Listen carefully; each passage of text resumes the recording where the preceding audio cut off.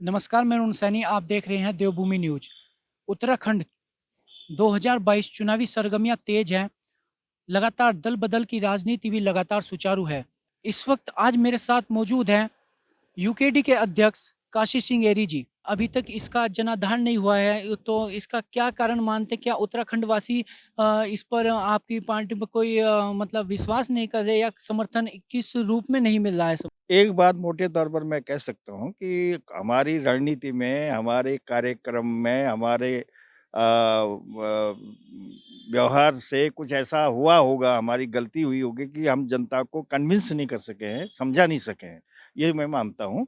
और लेकिन उसके बरक्स, इस बात के बरक्स भाजपा और कांग्रेस जो बारी-बारी से इस प्रदेश की सत्ता में काबिज़ रहे हैं और जिन्होंने सत्ता में काबिज़ रहते हुए इस प्रदेश को बारी-बारी से लूटा है, उनका चुनाव प्रचार और उनका चुनाव का तरीका आप जान सकते हैं कि कैसा करते हैं वो।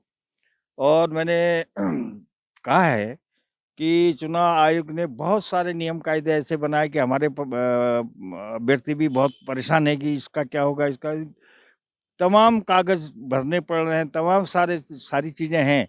लेकिन जो मूल बिंदु है, गाँव में जाके, इलाके में जाके जो भाजपा और कांग्रेस के प्रत्याशी जगह-जगह शराब पिलाते हैं, जगह-जगह पैसा बाँटते हैं, उसको आयोग कैसे रोकेगा? क्यों नहीं उसको रोक रहा है? और सारा चुनाव इसी से प्रभावित होता है, सारे रिज़ल्ट्स इससे आ रहे हैं। तो सबसे बड़ी बात ये है, और उससे क्या हो रहा है, उससे हमारा युवा और उसकी सामाजिक स्थिति बहुत खराब होती जा रही है। वही युवा जब इनकी में से किसी की एक की सरकार बनती है, तो अपने हक़ों के लिए सड़क में उतरती है। वो युवा जब अपने रोज़गार की माँग के लिए इनके सामने आते हैं, तो ये पुलिस और इनके गुर्गे जो हैं, उन पर लाठी बरसाते हैं और उनकी हड्डी तोड़ते हैं।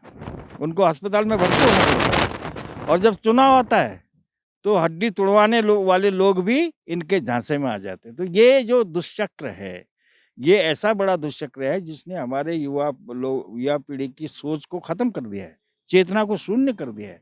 हम इस बात से ज़्यादा आहत हैं। हमको विश्वास नहीं मिल रहा है, हमको जनमत नहीं मिल रहा है, वो तो ठीक है, उसमें हम अपनी कमी भी मान सकते हैं। लेकिन जो ये सर्कल चला हुआ है, जो राजनीतिक दुष्चक्र चला हुआ है, उससे हमारी की पीढ़ी बर्बाद हो रही है, चेतना शून्य हो रही है और पराधीन हो गई है ऐसे गुंडों के, ऐसे बदमाशों के, जो माफिया हैं, जो रेता माफिया हैं, जो शराब माफिया हैं, उनके हाथों में खेल रहे हैं। ये हमारे लिए बड़ी चिंता का विषय है। आपकी सरकार अगर बनती है तो 2022 में, तो आपके मुद्दे क्या रहेंगे? कि आज राज्य को बने हुए 21 साल हो गए हैं। आप समझ सकते हैं कि एक राज्य की राजधानी 21 सालों में भी नहीं बन पाई है। जबकि हमारे साथ बने हुए राज्यों की राजधानी बन गई है और बढ़िया तरीके से चल रही है। ये किसकी गलती है? ये इन दोनों राष्ट्रीय पार्टी की गलती है जो सत्ता में बारी-बारी से आए हैं। बेरोज़गारी पर आज तक कोई नियम इन्होंने जो नीति नहीं बनाई है। इन्होंने एक पलायन आयोग बनाया। पलायन आयोग बनने से पलायन रुकता, तो सारे दुनिया के लोग पलायन आयोग बना देते, दुनिया में पलायन की समस्या है।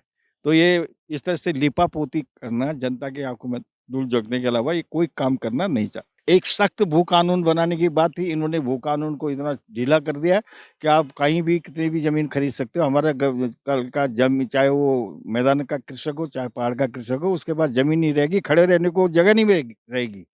इतने पैसे वाले लोग आएँगे, खरीदेंगे और बेचेंगे और बाहर के वालों को बिठाएँगे।